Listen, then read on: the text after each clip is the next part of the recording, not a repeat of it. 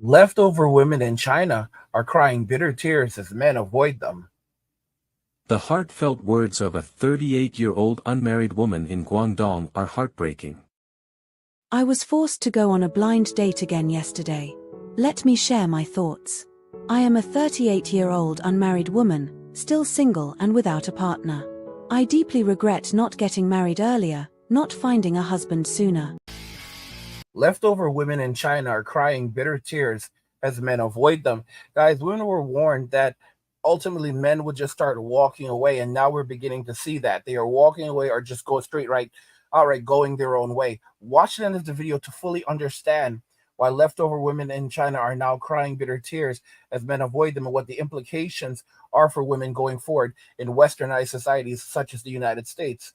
Now let's just go ahead and jump right into the video. And today's video is from China Unvarnished, so make sure to check them out. Their channel is linked in the description. And guys, protect your online privacy with NordVPN. Click the link in the description to get started and support the channel.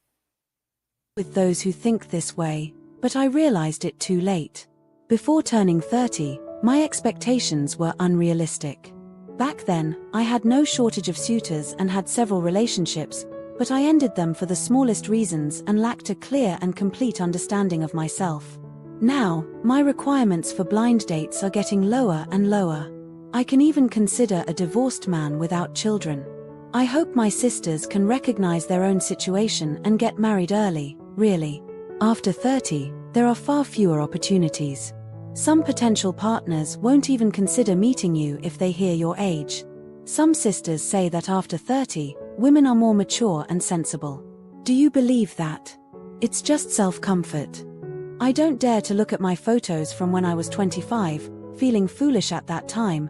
I was in my prime and could easily marry if I had been smarter. I wouldn't be in this situation now. Life is like a dream, and a year passes in the blink of an eye. Those who say they absolutely can't lower their standards after 30 and would rather not marry if it's not right, do you believe that? Your own worth has decreased. How can you not lower your standards? This is naive and unrealistic thinking. Men are still picky about you. Now, I'm under extreme pressure, sometimes crying for no reason at night. Now, when my parents see my situation, they just sigh. I feel helpless. My parents used to joke about getting a good deal while young.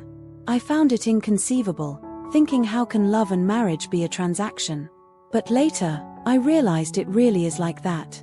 Back then, I overrated myself and delayed too long. In 2005, I had a good relationship. The boy treated me well, and I liked him too. The only flaw was that his family's financial situation was average, and he couldn't afford a house at the time. My parents said, if you two feel good about each other, get married. We'll help with the down payment for the house. You know what's very interesting? So women basically, and this was back in 2005, y'all. 2005, before we had Twitter, 2005, when Facebook was still in its infancy and it was not widespread. 2005, when the world was a very, very different place and we were still all on flip phones. 2005, okay? So this just illustrates to you, it's been 20 years. This has been going on for easily over 20 years, guys, and it's only gotten worse. And now women are shocked that men are done and walking away or going their own way. Come on. They made their beds and now they're going to have to lay in them. And even as this is going down, guys, you have women who are still trying to torment men and destroy the lives of men. If you look at what's happening with Mr. Tate overseas and his brother, these guys are now back on their home arrest, and every woman they've spoken to, like 30 women, the mothers of their children, and all these other women are now Romania saying that, oh, well, these women are all victims. And women even outside of the country, like it's madness. Like it's such a, guys, look at this crap in the UK. Oh, if a boy even if he's even suspected of being susceptible to misogyny, his teacher is now under duty to report him to the terror department in of their Homeland Security Department of Terrorism in the UK. This is madness. madness. Basically, it's because they want to stop these ideologies before they start. In other words, thought policing. It's a direct attack on the manosphere. It's a direct attack on MGTOW. The crazy thing is that it's only going to happen naturally. One of the next things they'll definitely want to do is try to shut down the internet or certain parts of the internet to prevent boys and men from being able to access this. But it's a bigger portion of this is they don't want men and boys speaking to one another or being in large numbers. They don't want any male dominated spaces. The only male dominated space they will allow is prison. That's the only male dominated space that they will allow. And women and girls are pushing this and celebrating it. And yet, look at the results. Look at what's happening in China. The men are just avoiding these women. The men are just saying, we're done. We're not even going to be bothered. And the women are like, what the heck is going on? Valentine's Day has collapsed in China. And then, of course, you have women who are shaming men for relationships, shaming the men for not spending enough. There was a man who gave a woman, some girlfriend, a bunch of dates, like, the fruit, and she basically threw them in the trash. And another woman ran behind them, picked up the bag from the trash, and she was like, "Oh my gosh, it's just dates. He doesn't deserve to have her as a girlfriend." This is all the while this woman takes the dates out of the trash and says that she's going to eat them. So she's berating the man for giving his girlfriend dates, the fruit, but then she's and saying that he doesn't deserve a woman, he doesn't deserve his girlfriend or her for that or her for that matter. And then she turns around and says that she's going to keep the dates and eat the dates. You see how, guys, this is a sick society. I told you there was a video where this man went into the sewers because people were living in the sewers. There was a woman in the sewers. All right. There was some white chick in the sewers, and she started to go, and he was interviewing all the homeless people. He started interviewing her, and she started going on about she deserves a high value man, and she's not going to settle. And bro literally flipped on her. It's like, Susan, stop it right now. Stop it right now, Susan. You are living in the sewers. What are you on? Are you on Molly, Susan? Are you on Molly, Susan? And she's like, I'm not gonna settle.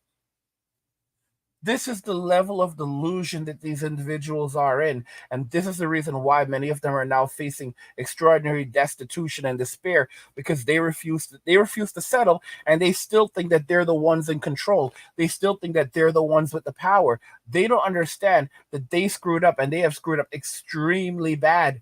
There's not going to be anyone coming to rescue them. There's not going to be a happy ending. Most of them are going to end up childless and single. And the more that they operate as agents of the state to torture men and make the lives and make the lives of men even worse, it's only going to result in more men walking away and staying away.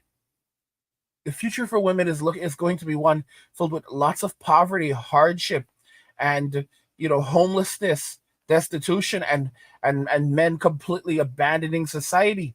Men are learning now their value and their worth, and that they're the prize. And they're turning their backs on society. And the more society does this, the worse it's going to get.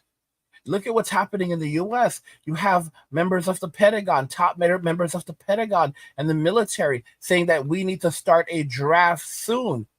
Not as a matter of preparing for war, but because the current military that they have is not enough, and it's close to breaking. The men and women in the military right now are extremely overworked. They're working double shifts. They're holding down everything. We do not have enough people, and every year there's a group of people retiring, or being found disabled, and they're gone. And those numbers are not being refilled. Look at Gen Z. Gen Z is messed up. All right, a lot of these, for some reason, something like 1 out of every 3 Gen Zers. I don't know if I got that number right, but it's like 1 out of every 3 Gen Zers are being found to have bipolar. 91% of Gen Zers are reporting mental illness. Almost 25% of Gen Zers are essentially mentally disabled. Like, they can go and file for Social Security. They have it'll be a lifelong mental illness or long-term mental illness. Like, it is serious with them. Okay, 77% of them in 2020 were found unfit to serve in the military by the military. All right, like they legally cannot serve unless they receive waivers. They're either too fat, too stupid, too mentally too mentally ill, or too drugged out to serve in the military. Like this is the literal living hell we are in right now. Like the future is not bright. What for a lot of women, and many people don't like the name Milo Yiannopoulos, but he called this many years ago with an article titled "The Sexiness," where he said the boys will be okay. It's going to be the girls that actually suffer the most because women need men to survive. Men are their providers and protectors. This is back in like 2017. This was almost a decade ago when he put out this article. And we're guys, women think that they are on top of the world. They think that the state exists to do their bidding. They think that they are the ones who run the state, and if the state becomes tyrannical and starts doing things that does not things that create problems for them, they will take over. They will band together and they will stand up to the state. What load of nonsense is this? They'll gather up their simps. But they no, I've seen so many women say that, if the state becomes tyrannical and turns on women, they're going to just they'll gather together and stand up to the state and take on the state. Like what the living hell? If you group a bunch of women together, you have a bunch of helpless women. If you group a bunch of men together, you have a rebellion. Okay? And by the way, guys, if you're enjoying the content, subscribe to our newsletter for my personal thoughts, insights, and a free copy of my ebook, The Blueprint for Escaping the Rat Race. Click the link in the description to get your free copy. Also, subscribe to the Angry Guy Clips channel where we post shorter videos and video responses, and also the Angry Guy Live channel where we live stream. Both channels are linked in the description. And again, guys, they are monitoring us. We need to protect ourselves.